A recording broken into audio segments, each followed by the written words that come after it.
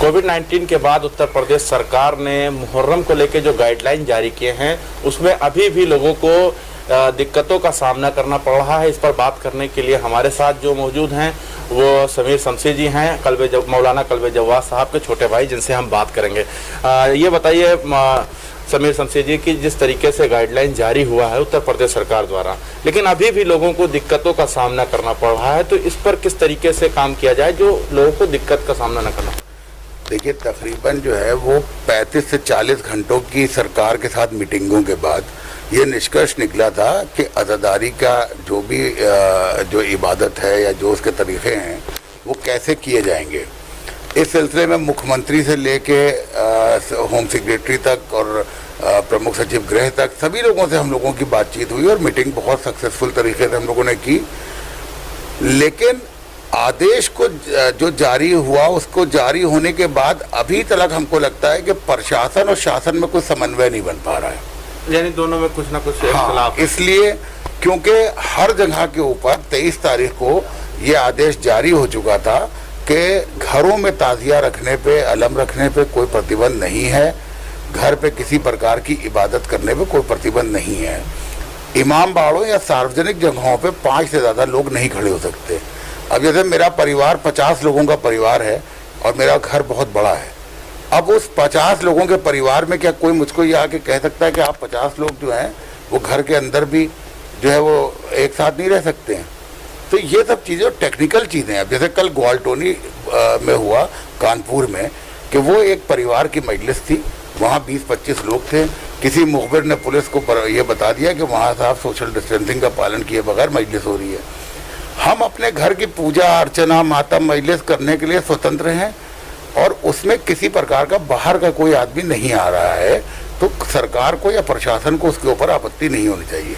हाँ, किसी सार्वजनिक जगह के ऊपर अगर हम गाइडलाइन के विरुद्ध कोई काम करते हैं तो इसमें सबसे ज़्यादा दोषी किसको आप मानते हैं? हमको सबसे ज़्यादा लग रहा है कि पुलिस के जो लोकल स्तर के जो लोग हैं वो इसके अंदर बिला वजह की इंटरफेरेंस कर रहे हैं, चाहे एसओ हो, चाहे सीओ हो, चाहे सीओ सिटी हो। इस तरह के लोग जो है वो मिसगाइड कर रहे हैं। वो अपने अधिकारियों से ना तो बात कर रहे हैं सिलसिले में और ना ही कोई चीज़ ऐसी समझ पा रहे हैं।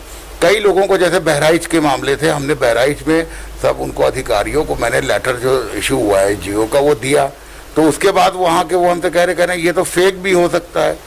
हमने कहा तो पहला कर्तव्य आपका ये है कि ये लेटर मैं आपको दे रहा हूँ तो आप मुझ पर FIR कीजिए कि आप मुख्यमंत्री का फेक लेटर लेके थाने कैसे आ गए।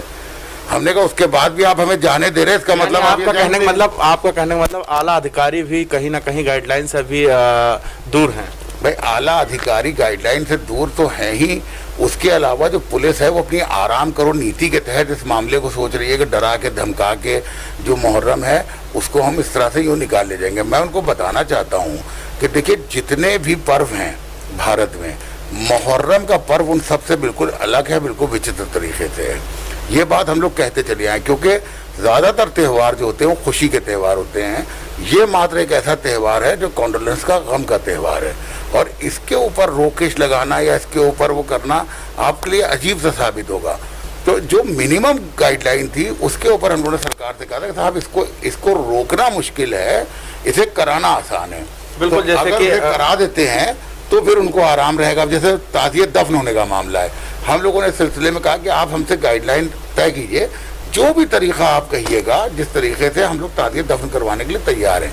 लेकिन आप अगर ये कह दीजिए कि नहीं साहब ये होगा ही नहीं मुहर्रम, तो वो हमारे लिए कराना असंभव हो जाएगा। पहले उत्तर प्रदेश सरकार द्वारा जो गाइडलाइन आए हुए थे उसके बाद मौलाना कल्बे जव्वाद साहब धरना प्रदर्शन दो दिन के लिए बैठे हुए थे, लेकिन आप गए, रात में कमिश्नर से बात हुई। बात होने के बाद में आपने बताया कि सरकार ने मांग मान ली है, तो उसके बारे में विस्तार बताया क्योंकि कुछ दर्शक जो हैं जो नहीं जान रहे हैं कि क्या गाइडलाइन आए हुए हैं, उनको जानना बहुत जरूरी। देखिए, सबसे बड़ी बात मैं बताऊँ कि लखनऊ में जो गाइडलाइन आई थी वो ये था कि घरों में अज़ादारी हो सकती है, मजलिस 5 लोगों की हो सकती है, जुलूस कोई नहीं निकलेगा और कहीं से सोशल डिस्टेंसिंग का कोई भी अवहेलना नहीं होगी। इसको लखनऊ में तो जारी कर दिया गया था, मगर प्रदेश के, जबकि हम लोग की बात ये प्रदेश स्तरीय उसकी हुई थी, लेकिन लखनऊ में जारी करने के बाद इन्होंने प्रदेश के मामले को बिल्कुल ज़ीरो कर दिया था और पूरे प्रदेश से लोगों के ये फ़ोन आने लगे थे कि साहब हमको क्यों नहीं करने दिया जा रहा है, हमको क्यों नहीं करने दिया जा रहा है। इस बात से नाराज हो गए, क्योंकि जवाद साहब कई दिन ये कहते रहे कि साहब प्रदेश स्तरीय आप आदेश जारी कर दीजिए। जवाद साहब धरने पे बैठ गए थे। धरने पे बैठने के बाद यहाँ कमिश्नर थे और जो है होम सेक्रेटरी थे, प्रमुख सचिव गृह थे, जो है वो हम लोगों की मुलाकात हुई और रात को हम लोग वापस लौटे वहाँ से। और उसके बाद उन्होंने कहा कि आप जवाद साहब से बात हम लोगों ने फ़ोन पे कराई। उन्होंने कहा अभी आप धरना आप यहाँ से ख़त्म कर दीजिए, हम सब जगह मौखिक रूप से कह दे रहे हैं और लिखित रूप से हम आपको कल तक कर देंगे। तो लिखित रूप में मामला जो था वो 23 तारीख की रात को हम लोगों को मिल गया और देर रात मिला, उसके हम लोग बहुत देर तक लगे रहे और 24 को यानी कल से हम लोगों ने उसको सर्कुलेट कराना शुरू करा दिया और शासन के स्तर से भी सर्कुलेट हुआ। लेकिन बहुत जगहों के ऊपर बड़े पैमाने पे ये चीज़ होना शुरू हो गई कि नहीं साहब हमको नहीं मिला, हमको नहीं मिला, हमको नहीं मिला। ज़्यादा आपके पास फ़ोन, जो मैं अभी थोड़ी देर पहले बैठा हुआ था, मैं देख रहा था आपके पास फ़ोन आ।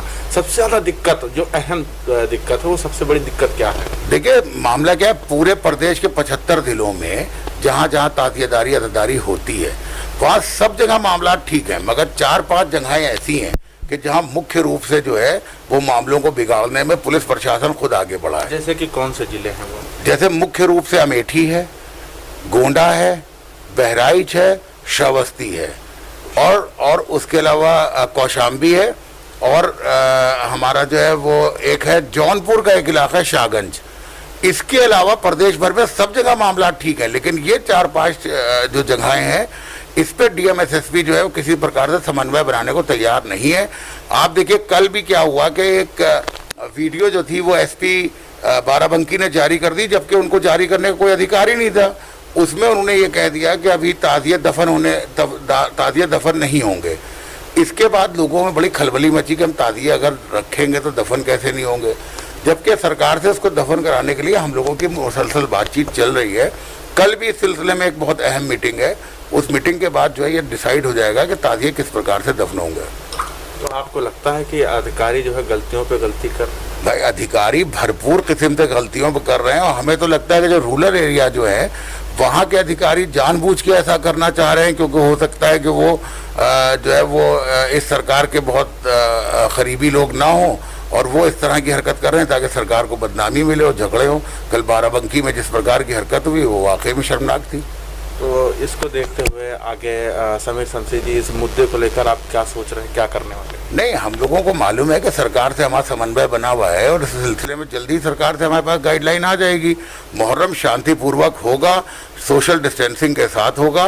कोरोना के इस काल के अंदर हम नहीं चाहेंगे किसी प्रकार से ये जो वबा है, ये जो बीमारी है वो हमारी कम्युनिटी में फैले। हम हर प्रकार के सहयोग के लिए तैयार हैं, लेकिन हमारे लिए कोई एक पैरेलल गाइडलाइन ना लाई जाए। जो गाइडलाइन पूरे भारत में है सभी धर्मों के लोगों के लिए, वही चीज़ हमारे पर भी लागू होनी चाहिए।